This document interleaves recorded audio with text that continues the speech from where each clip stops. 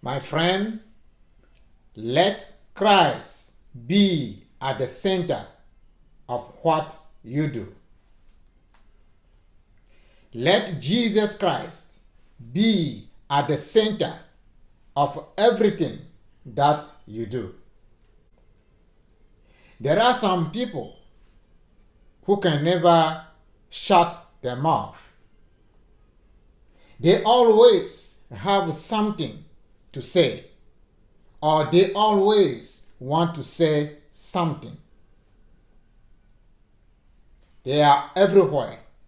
Wherever you see a group of people, you will see some of those people among them. That's who they are. And you just have to get used to it and deal with them that way and take out some good from their talking, wherever is possible. Jesus himself also had one of them in his immediate circle. You remember who is it? It was Peter, the disciple with a big mouth, the zealous disciple. Peter always want to say something. You remember when they were on the lake, Peter was the one who yelled, "Lord," or "Jesus, if it is you, let me come to you." Peter always let his presence show up, or let his presence known wherever he is.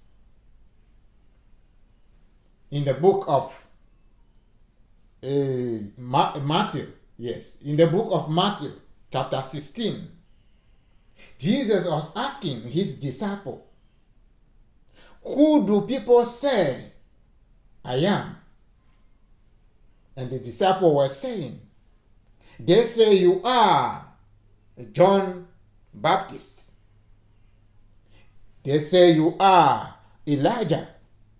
Some say that you are Jeremiah." Then Jesus dropped the ball and said, "So who do you guys say I am? Who do you think I am?" While the rest of the disciples tried to scratch their head and think, Peter, the big mouth man, jumped out and said, "You are the Son of the living God." And Jesus said, "Simon, you are rolling. You are perfect. But your flesh did not reveal that to you. My Father revealed it to you."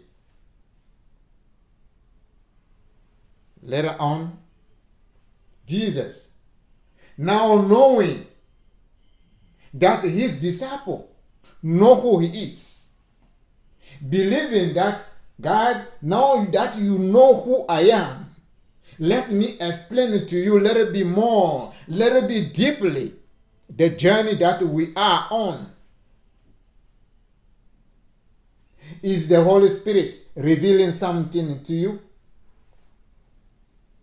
Is the Lord revealing something to you, my friend? So Jesus decided to explain his mission to his disciples. Let it be deep. He was telling them that he must go to Jerusalem. He must go, and where he will suffer and will be killed. But on the third day, he will come out from the death. As he was saying that, Peter jumped up again. Say, "Lord, stop right there. Don't talk about death here." The Bible said that Peter pulled him aside and tried to rebuke him. Say, "Lord, this shall never happen to you." Death shall never happen to you.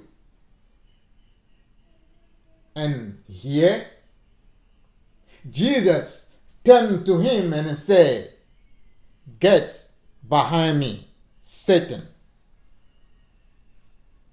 Get behind me, Satan.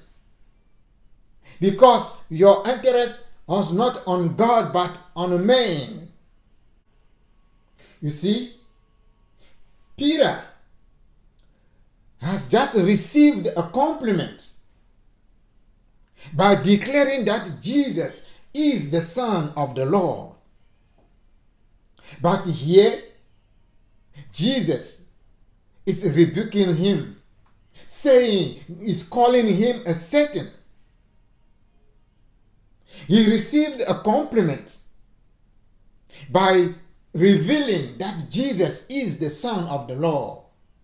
But when he tried to interfere with the will or the plan of God, he became Satan. My friend, are you guided by the Spirit or by your ego?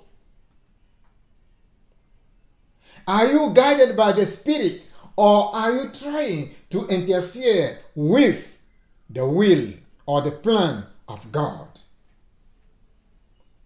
Are you guided by the Spirit or by your position, your title, or your wealth? Are you guided by the Holy Spirit or just by your emotion? Remember, Jesus rebuked Peter because he did not have the interest of God at the center of what he was declaring. What power is driving you? What is the power that is driving you? Humanity without God at the center is just a demonic nature. Let me repeat it again. Humanity without God at the center is just a demonic nature. So keep Jesus at the center of whatever you do, my friend. When Peter spoke to that layman at the gate of the temple, he had the power of God in his mind. He had the power of Jesus at the center of his action, at the center of the step that he's about to take. And because he has Jesus, the interest of God at the center of his decision, the outcome was a victory, a deliverance, and a healing. Again, do you have Christ at the center of what you do? Do you have the interest of Jesus Christ at the center of your actions? Jesus is at the center of everything. In him, through him, by him, and for him, everything was made. When you remove Christ from the picture, you will end up with something that will only be a good try.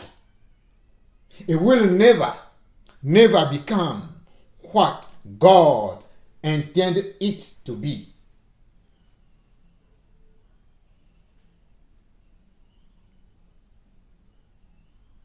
So, my friend, invite Christ to be at the center of your life.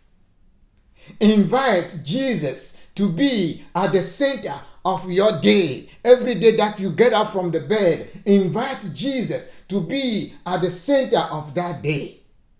Invite Jesus to be at the center of your family's life. Invite Jesus to be at the center of your church. Invite Jesus to be at the center of your community. And invite Jesus to be at the center of your nation. Whatever you think, whatever you say, and whatever you do, please do it. Do it all with the interest of God at the center.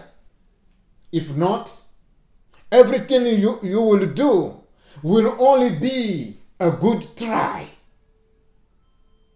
And one day, unfortunately, one day, Jesus will say to you, "Get behind me, Satan."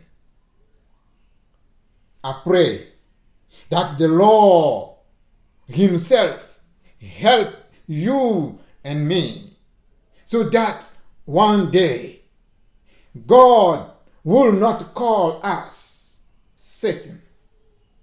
May the Holy Spirit help you and I, so that one day we will not be called Satan.